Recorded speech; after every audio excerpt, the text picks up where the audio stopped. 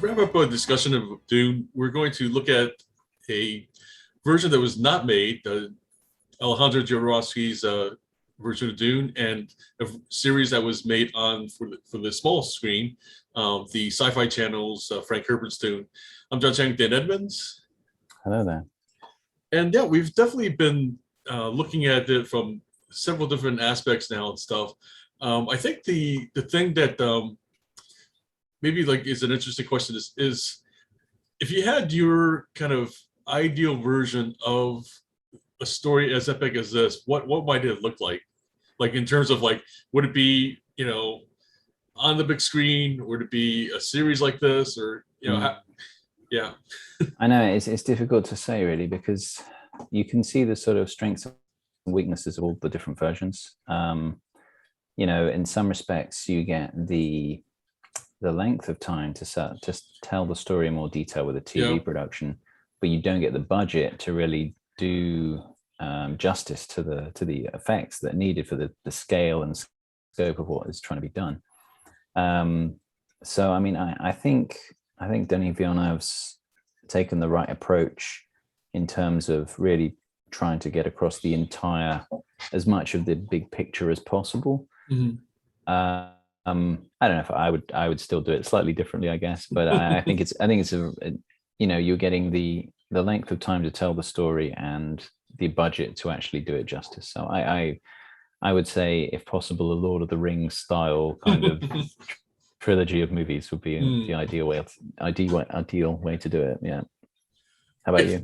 I have a feeling that someday, maybe 10, 20 years from now, so there'll be a Netflix series of Dune, and that'll actually be as epic as like kind of that they'll capture like the scale and stuff like that. And I don't think I don't know, I hope they wouldn't skimp too much on the budget for that. I feel like nowadays, with shows like Game of Thrones and these series that really capture some of the scale of some of these epic stories and stuff.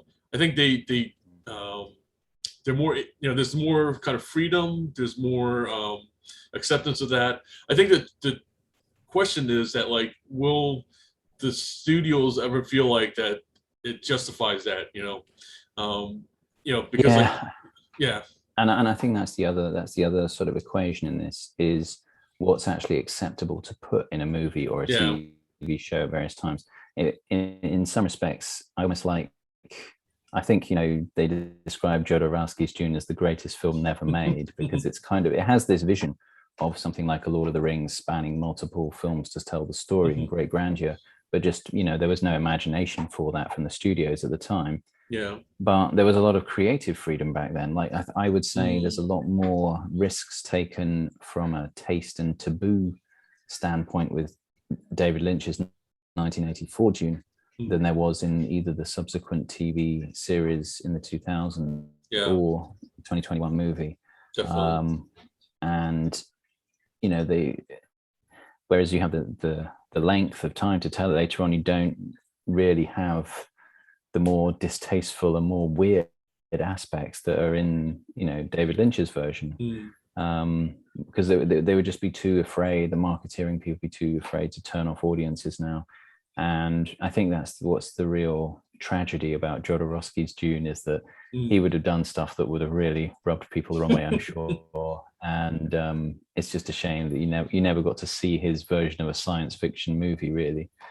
Right. Because it would have been pretty epic if anyone's ever watched the documentary. Well, I think that's a great segue into the unmade, the greatest Dune unmade and stuff. I've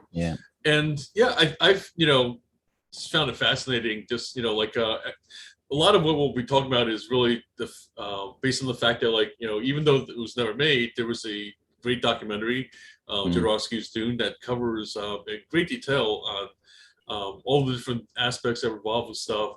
And for me, what was fascinating was on the one hand, you had this kind of really off the wall kind of very avant-garde director stuff in Jodorowsky. On the other, he brought us a real amazing talent. I mean, that just was a phenomenal pool that he was just kind of accumulating that then, and we'll kind of definitely talk more about that, about how much it influenced other sci-fi work that kind of came after it and stuff. Yeah, I think what's partly so compelling about the documentary is not only Jodorowsky himself, in that he's quite a character and has this kind of almost mystical control over certain people, but it's his determination and his kind of complete artistic integrity to see his vision through, that he manages to find any way possible to persuade these incredibly famous people at the peaks of their career to get involved. Yeah. I mean, he gets Mick Jagger to agree to be Fade, Orson Welles to be Baron Harkonnen, right. Salvador Dali to be the Emperor by paying him $100,000 a minute in order to be in the movie. And they kind of had to work out this thing where plus he'd be able to get his favorite chef on set. Oh, for Orson Welles. Yeah, for Orson Welles, yeah. Yeah, that's right. And I'm trying to remember who else there was. There was an it was just sort of one famous name after another. Yeah. And you just think the sheer determination that he had. David Carradine, wasn't it? I think he got him involved. Oh, right. Well, I think he was he supposed to be the Duke, from what I remember? I can't remember actually. And then of course the strangest thing of all is having his own son play Paul, and then basically indoctrinating his son into martial arts and just saying, this is, you've got to basically become. You become Paul. Yeah. I mean, it's kind of, so that there's one aspect of this person who's so determined to do something, they will do it at any length possible, using, the most. And I think that's what's really fascinating, is that, there were certain times when people asked him questions and he kind of knew his response to this question would be the be all and end all of whether they were going to be involved in his project. And the fact that he could kind of trance out and pull the right kind of response back to give to Orson Welles or Mick Jagger or Salvador Dali that would entice them enough into his project is phenomenal, that somebody could do that. I think that's a great example of how, like, we see the creativity on the screen of these different filmmakers and stuff. And sometimes what we don't realize is that, like, the best directors have to be really creative behind, the screen and stuff. Yeah. In terms of, pulling together the different resources, in terms of managing, all these different moving pieces and stuff.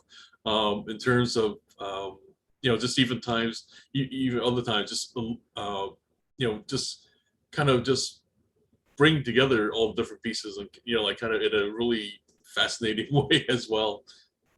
Yeah. And I think as well, the other thing that is just so fascinating about this is the sheer amount of detail and work that went into the planning of this. And that he involved Moebius, who was this incredible French science fiction comic artist who he then later went on and worked with after Dune fell through. And then you've got H.R. Giger doing, the Harkonnen planet. And you've also got Chris, I can't remember his Foss. name now. Chris Foss, who did all these incredible kind of set designs and cover art for science fiction novels from the 70s onwards. So you have these incredible visual designs, you have all this amazing cast that would potentially be assembled, and you have this incredible book that got sent to every single studio, this huge book which has every frame sketched out, probably by Moebius and various other artists. I mean, that in itself is almost sort of, will be, especially after Jodorowsky dies, it will probably be almost priceless, or it will be astronomical. And he says each studio's got one of these, but none of them has ever been published or sort of been digitized or anything. So there's a lot of people that would have loved to have, would love to actually make like an animated version or something like that based off that book, I'm sure. Yeah, definitely. Like, it's this thing also where I feel like in some ways, like we kind of already talked about how the studios weren't ready for stuff. I feel like I really question whether audiences would have been ready as well, because, like movies at that time, we're talking the 70s and stuff like that, like they were kind of went 90, like if anything, I feel like the trend went from like this 2 hours to like 90 minutes. Like I think around that time is when movies really started kind of cutting to being lean and trim and stuff like that. And here's a guy who was talking about doing 12, 20 hours, of film for audiences to sit through and stuff. I mean, I don't think he would have actually. I think that's more just sort of, yeah, maybe sort of dramatic effect in the documentary. I think he would have had to, but I think it would have ended up being, yeah, definitely a 3-hour movie. I mean, you say that, but The Godfather was the 70s, and that was 3 hours.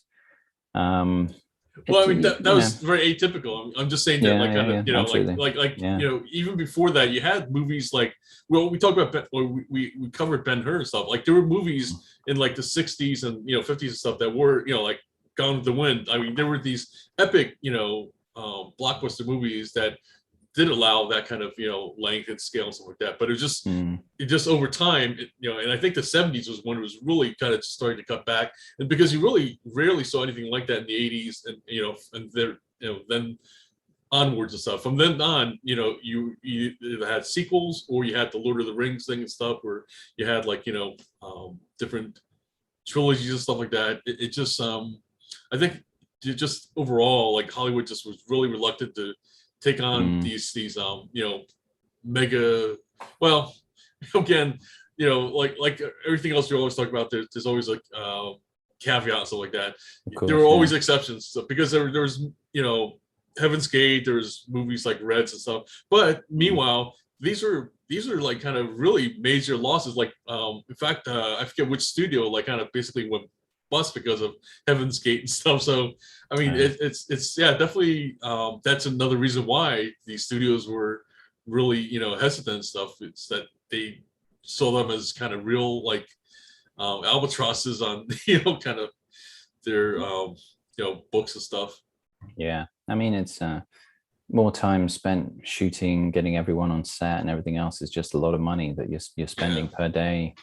So I can understand why they would do that. Late 70s was, not a great financial, economical time for the world. But you're right. I mean, I think, definitely running times tended to get down to 90 minutes. And then most of the 80s, I would say, we didn't really stretch beyond that very much. It was really only in the 90s, I would say, where we started to get closer to the 2-hour mark. And early noughties, that was when it really kind of 2 hours became the norm.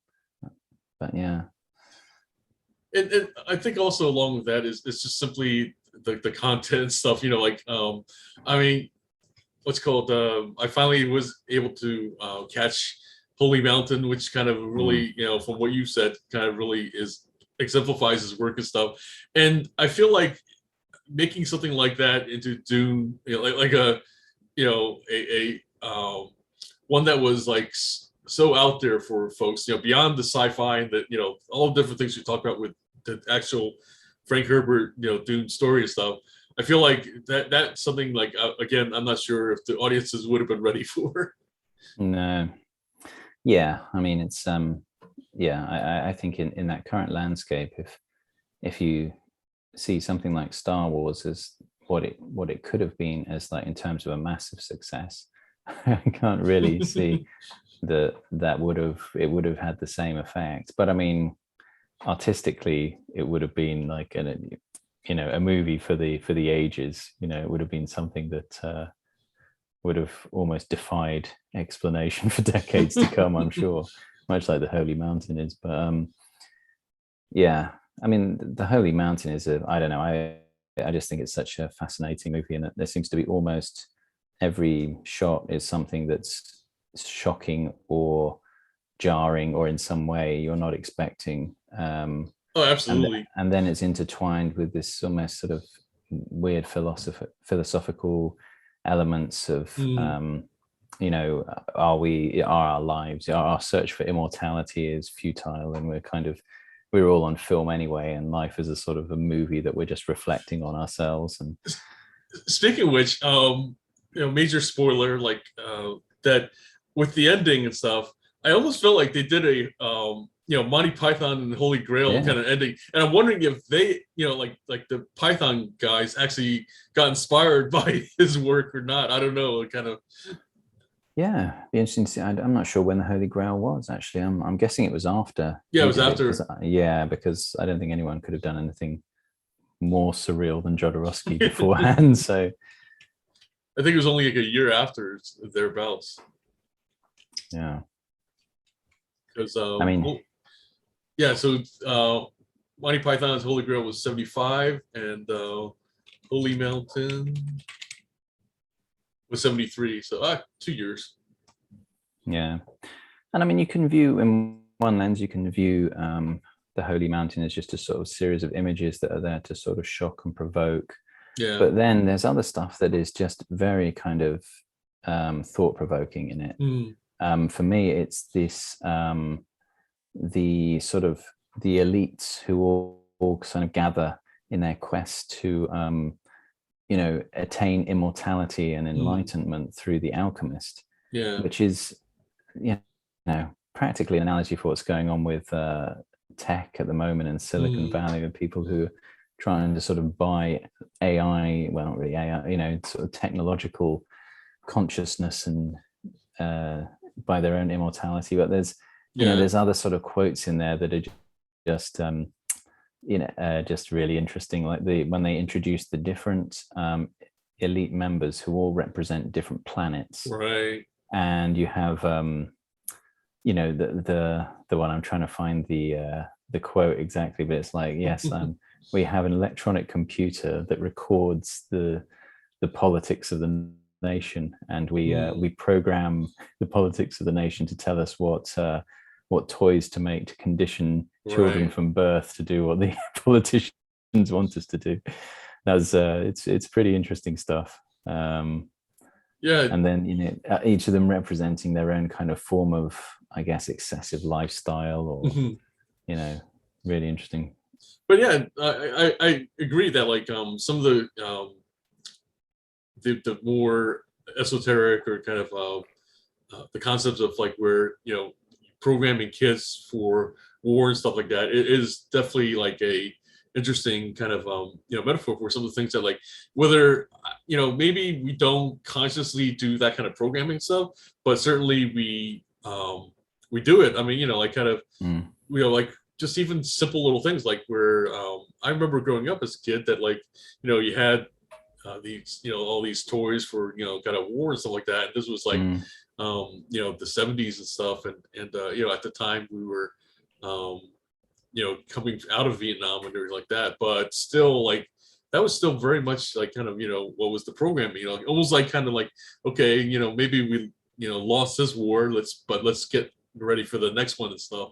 And there was actually even like the 80s, I think we talked about that in some other past talks, that the Reagan era and stuff, there was definitely this talk of like, oh, we've got to build up a strong military and prepare to let's call it duke it out with the Russians, and like kind of they're the evil empire. So there's absolutely is programming that happens, whether it's not by this grand design or not and stuff, it is still done.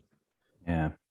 And then there's the chief of police. I think his name is Loot. I can't remember what his planet was, but this idea that by joining in his sort of kind of very regimented police force, you'll kind of have to become castrated in the process, right, in order to sort of have complete loyalty to his system and things like this. It was a very almost I kind of, it's almost like, I guess, a statement on your own sort of personal authority, perhaps, they're trying to say.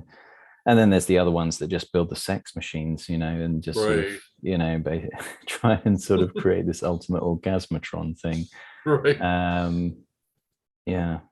And then the other interesting one, which is really interesting, because as we're coming into this time of psychedelics starting to be experimented with in terms of not personal experimented, but society starting to think about these as a more kind of healing and therapeutic application for people with various sort of psychological issues, is this idea of one of the characters, they make psychedelic weapons. So they weaponize psychoactive substances. I thought that's a really interesting concept. It makes you wonder, when we go back to something like Brave New World, when they have an idea of a psychoactive drug that kind of keeps the population in certain sort of modes of thought. So fascinating stuff. I know it would have been, I mean, I'm sure he he alludes in Jodorowsky's Dune that his ending would have been this idea that of he actually kills Paul. Sorry, massive. Well, I say spoiler alert, but they never made it. So, they kill Paul, and he becomes this kind of universal consciousness where his sort of mind permeates everyone, which is very much a kind of 70s. I mean, certainly, it's clear why Frank Herbert's Dune kind of resonates with Jodorowsky, in terms of just, because we covered a lot of, these different topics, right? Of, like you said, spice being a psychoactive drug, and, kind of the religious aspects, that are in Dune itself, and this Messiah and stuff. The false Messiah really is the message of Dune, and I think that's really represented in Holy Mountain as well. And they all go following, they give up they burn all their possessions and everything to attain immortality and enlightenment, and ends up him just sort of on the top of a mountain going, "Hey, it's just a movie, guys." And it's kind of, I can see why he was definitely drawn to Dune in that respect. So and at least in the documentary they talk about how he was being asked by the one producer what film he wanted to make next and stuff, and he said Dune without even having read the book and stuff. So that was kind of something that kind of totally sounds like something that he would do. So, but then after that though, he became so consumed with it, like you said, it's just amazing how single purpose he became after that though. So I think maybe over time he realized how much of it really did click and stuff, and that's also something I feel like is a very if I don't know what his kind of belief system is, or how he kind of almost has a very kind of Eastern kind of approach to things, but that's a very Eastern thing of different times that something clicks and you just make a connection, right, of whether you want to talk about nirvana or enlightenment and stuff, that in the West there's more this kind of idea that you have to work towards enlightenment, you have to work towards achieving something and stuff, and then kind of it's a very Eastern philosophy of different times that you can kind of have a moment of clarity that and then from there it's there's this kind of expression, I forget the exact way you put it, but it's before enlightenment, chop wood, carry water, and then after enlightenment, chop wood, carry water. Is that kind of that idea of stuff? Okay, I'm not familiar with that phrase actually, but what is the chop wood and the water? Well, just represent just this idea that just because you reach enlightenment doesn't mean you just everything's kind of over with, and this is which is actually kind of almost counter to just even a very typical Western format of a movie, right, where it's kind of they ride off into the sunset, stuff like that, right? And the idea of it that where what the to me that kind of Zen kind of parable is kind of saying is that even after you reach enlightenment, the work carries on, or you carry on with the work and stuff. I think it's very interesting as well that he in Holy Mountain he uses this idea of the alchemist, because alchemy is kind of seen now as something that's very archaic, never really worked. It's some people trying to turn sort of metals into gold. It seems it seems kind of stupid and kind of like a charlatan style religion, and it's interesting that he uses that as his sort of as the wise man of the movie, but in terms of he uses this in terms of people turning themselves into something else, in that he says you are excrement and you'll turn yourself into gold, and then there's this weird Jesus crapping in a tube moment.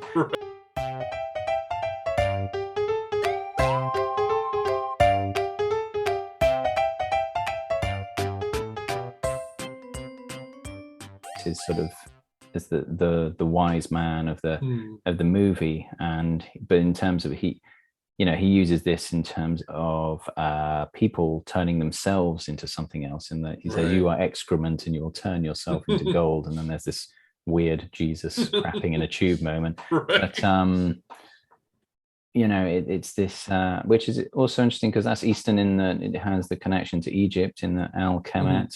The old name for Egypt is how alchemy comes from. But it's interesting that he throws this in with Christianity. Very, very sort of in your face Christian imagery all the way through Holy Mountain. And it makes you wonder what he would have done with the Missionaria Protectiva of the Bene Gesserit and Paul. Right. Would they have made him, would he have portrayed Paul in a sort of way where he was almost like someone who seemed fraudulent but was actually, somehow proved himself to be a Messiah but was ultimately, fraudulent at the end or not? Or there would probably be this kind of interplay, I would have thought, if he'd have done that. So if it's anything like how he did his own role in the Holy Mountain. Right. I think also like along that lines is of to me how I feel like the world wasn't ready for or I don't know if they ever were going to be ready for Jodorowsky, but like sex is like such a huge part of like his just the way he tells stories and stuff like that, not just kind of like a the graphic thing, but like also just in terms of just like the one quote that kind of really caught me was he talked about if we respect a woman, you will never have the child. You'll never have a child. I was reading Frank Herbert, but with love. Like kind of like it just he has it's very much I mean the reality is that we realize over time that like there's such a power dynamic to sex and stuff, and I think it's only now like kind of over past whatever years that like we're starting to become more comfortable with those themes and like kind of I don't think so. Oh really? I would say the opposite is true. I think we're becoming less and less comfortable with sex, definitely in cinema and media. I mean, the fact that David Lynch's one seems slightly pornographic by today's standards, it shows you kind of just how conservative we are. I mean, even if and that may be a good segue into the 2000 miniseries, because by a long shot, that is the sexiest Dune out there. And we've got the most sort of nudity and sex scenes, really. That's true. Which are mostly omitted from the other versions. I mean, Denis Villeneuve's with its kind of PG rating is definitely not straying into those territories at all. But there was a time when you could go and watch a PG movie and there would be a topless woman in it. And well, maybe not. Maybe it would have been like a 15 or something like this, but it wasn't that big a deal. I remember like watching TV in the UK and any show after 9 o'clock, there could have been nudity in it. And after like 10 or 11 on Channel 4, pretty much anything went at that stage. And I'm sure the US was maybe a bit more conservative in its programming, probably way more. But I would say that the UK has become increasingly more, I don't know, no, maybe not. We've got, what is it, naked dating or shows like that and things. So maybe not, maybe it's just a different sort of culture. But I feel like we're less open to that. Unless it's TV, funnily enough. Like I would say Game of Thrones was a totally different. It seems like movies have become much more conservative to get a bigger audience. And TV is, had a bit of a free-for-all, which is almost like in a way movies are, in terms of the acceptability of what you can portray, is becoming more old-fashioned, because it was, you had things that were, if you think about the early 30s and 40s movies, there was, it's very little violence or anything even approaching even vague sexuality, let alone nudity, because they were trying to, it was the main form of entertainment for everyone. Right. And then it became more and more sort of freer, towards the 60s and I guess even the late 50s, really. And now I think because of the competition with television and you're trying to get in the most amount of money, we're going back to that time of trying to make something that will please everyone and doesn't offend anyone in the same way. Yeah, this we're still due to kind of talk more about code movies and stuff, like kind of pre-code. But the code really definitely influenced things, like I said, during the golden age of Hollywood and stuff.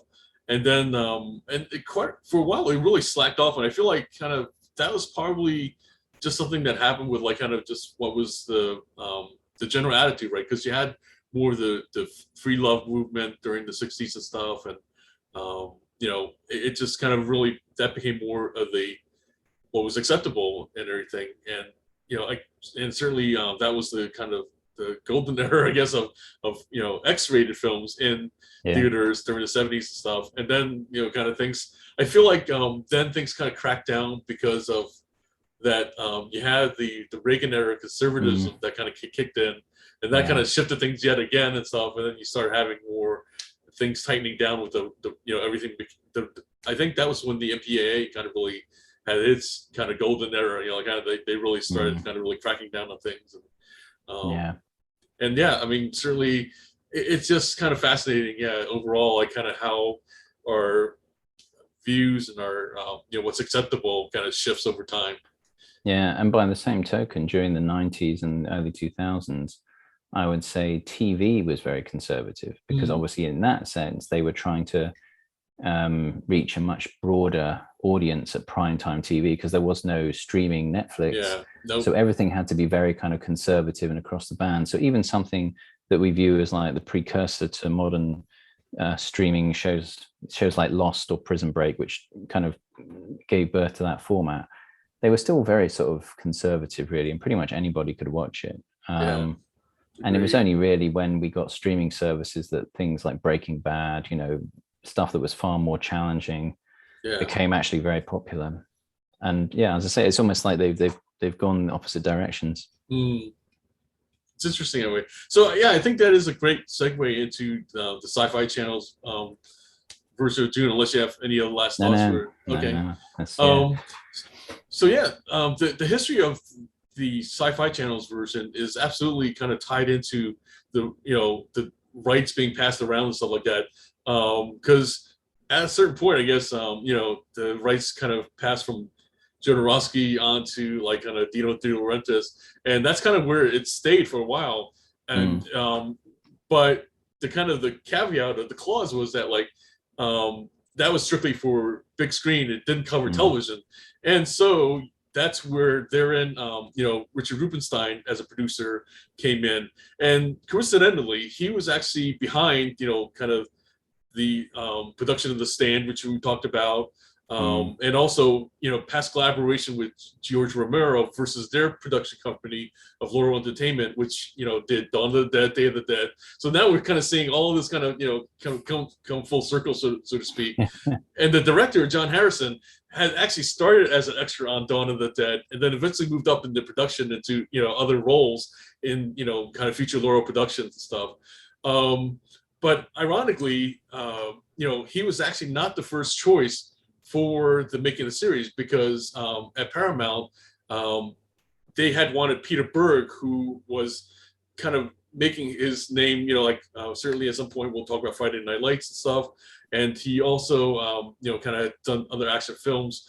And so there was actually a talk of a more action-oriented kind of version of stuff, you know, through Peter Berg. But of course, that didn't happen, and ultimately we end up with the production that we have and stuff like that. Which, yeah, I mean, maybe way to start off is like kind of, you know, I'm curious what your thoughts on kind of how it ultimately ended up. Yeah, I mean, I think it's, considering the constraints of the budget and things, it's quite an achievement, I would have thought, in 2000. You know, we're talking basically late 90s TV levels of effects and things like this. So, you know, they do. A lot of it does stick to the story of the novel pretty closely, and tries to do it maybe even perhaps, you know, maybe they could do with a little more of Jodorowsky's attitude, because there are some sections that are quite slow in the storytelling because they're trying to incorporate stuff. And it does feel like the kind of the Doctor Who version of Dune, with a bit more sex thrown in. Because it's kind of, I mean, the performances are pretty solid all in all, although they obviously didn't do many takes, because there's a few scenes where actors fluff their lines and they've kept it in, you know. It's like Leek Hines, whoever the guy that played that character, there is definitely a scene where he fluffs his lines at least once, and they just left it in. They didn't even retake it, which I thought was Moving quite on. surprising. Yeah, moving on. I mean, Saskia Reeves is very good as Lady Jessica, I think. Yeah. Ian McNeice is great as the Baron. Mm, Very different type of Baron Harkonnen in this one. yeah. In that we see a lot more of him. We see he's kind of intelligent, conniving, and you see him kind of plotting and it's less put on the Mentat, and it's more on his own sort of schemes. And what was that with the almost like kind of Shakespearean kind of rhyming thing that he does? Like, kind of, did you notice that? Yeah. That was kind of interesting. I mean, that was definitely something for the series. I mean, I don't remember that from the novel. No, that was it was. I mean, it was one of those things. It gave the character a little bit of an interesting sort of spin that we hadn't seen before. But I actually liked Ian McNeice's heart as Baron Harkonnen. I thought he was quite good, really. I actually thought, I can't remember the guy's name, but the guy who plays Paul. Newman.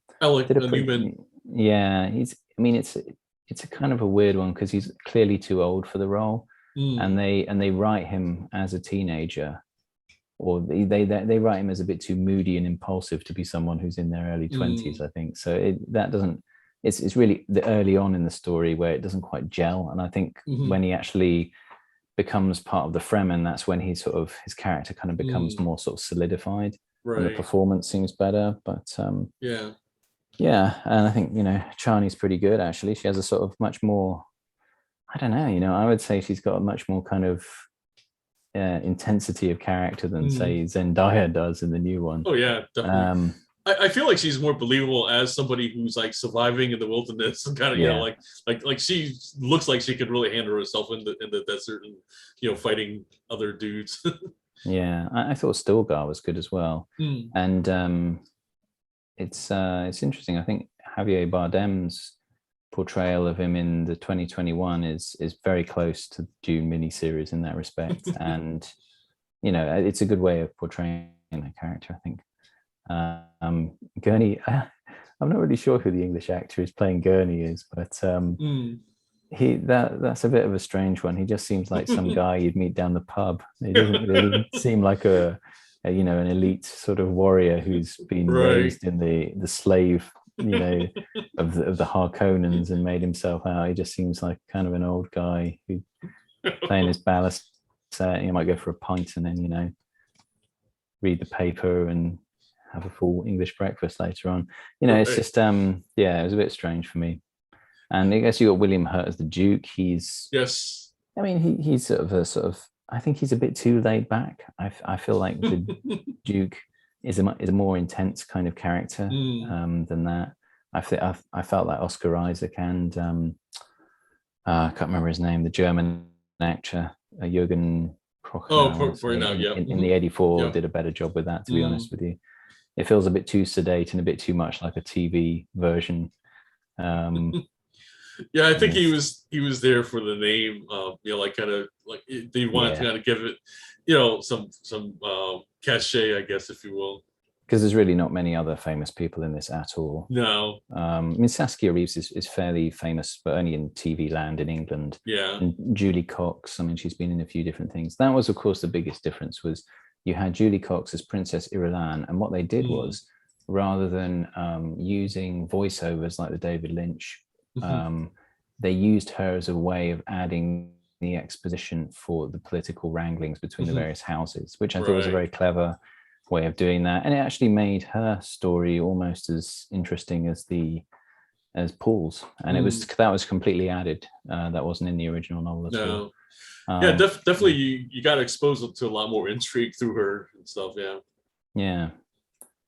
And I mean, there's a few characters that kind of got added, like her kind of assistant person, and I don't seem to remember her being in the book at all. Was she called Hake or something like this? But, There was a lot of things that, and apparently, that was the decisions made by, John Harrison, who's actually was the writer, to show things. That's one of the things we talked about, many times, like kind of showing versus telling and stuff. So you wanted to kind of have these characters, kind of tell these different things that were other times maybe through the novel shown as thoughts or kind of things kind of going on within the characters and stuff.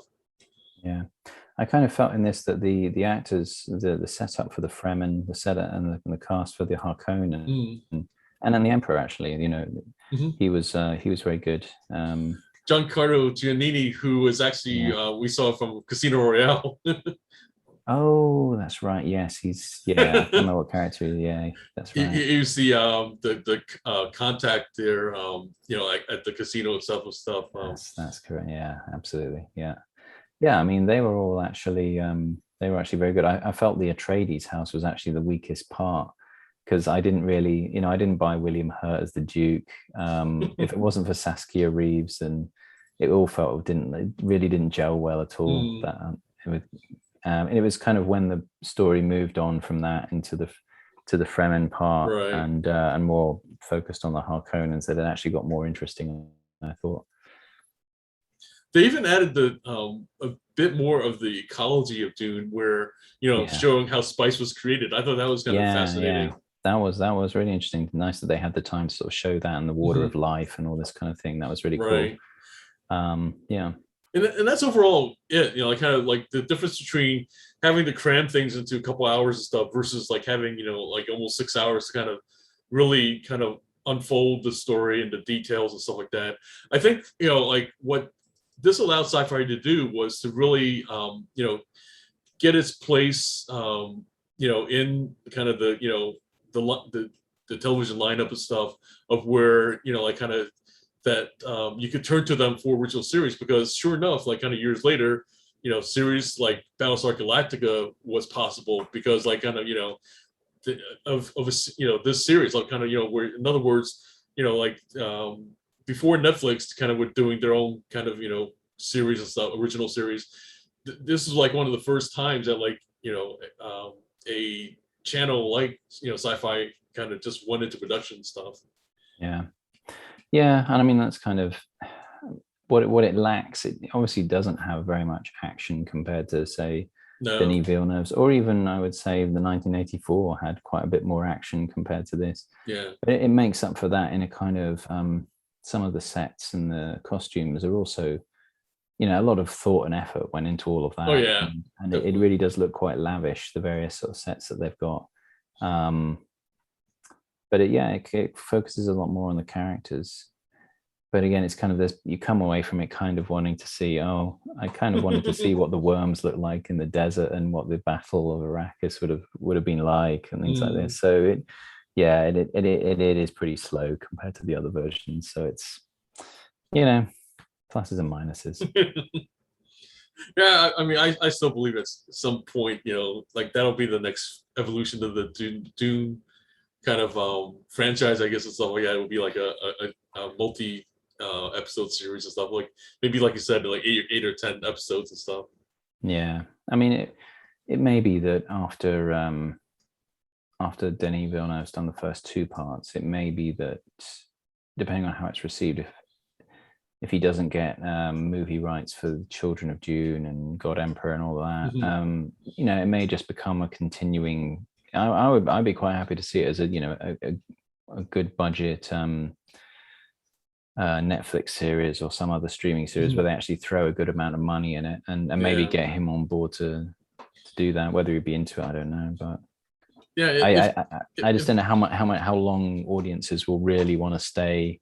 You know, large audiences will follow the entire Duniverse all the way through.